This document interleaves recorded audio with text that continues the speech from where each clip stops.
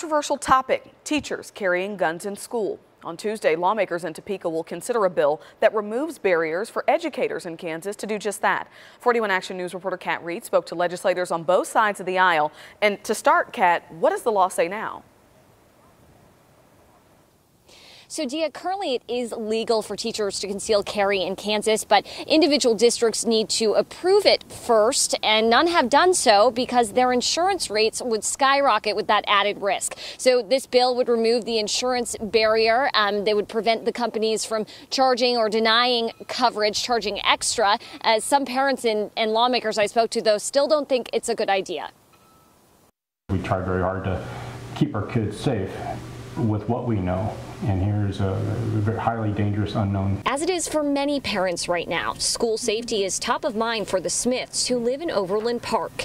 Over the weekend, they found themselves poring over a House bill that will go before committee in Topeka on Tuesday.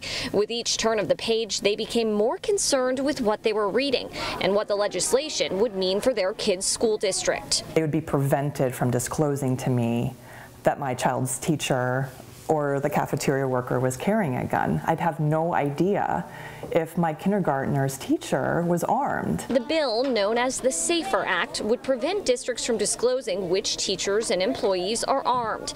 Most importantly, it says insurance companies can't charge unfair premiums or deny coverage to districts that allow teachers and staff to concealed carry. If a district chooses not to arm employees, they could be found negligent in a school tragedy. They could be sued, they could be held criminally responsible. It opens up a big can of worms. Representative Brett Parker isn't just a lawmaker, he's also a teacher.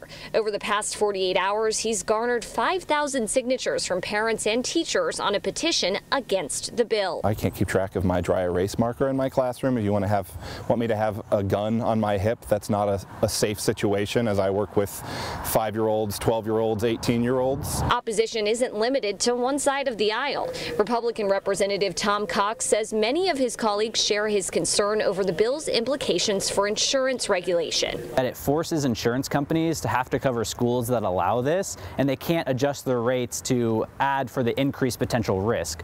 That's a dangerous precedent to set in the insurance industry. Both the lawmakers and parents we spoke with say there are other things in this legislation they can get behind, like school districts working with local law enforcement on security plans. The Smiths are open to any ideas that take away the fear many parents are feeling. Yet they say the SAFER Act makes them feel anything but. I really don't feel like this bill, as written, takes that away. In fact, it would make me more afraid. Now, the Federal and State Affairs Committee is the sponsor of this bill. We reached out to all of our local representatives who are on that committee, but we have not yet heard back from them. Reporting live in Johnson County, Kat Reed, 41 Action News.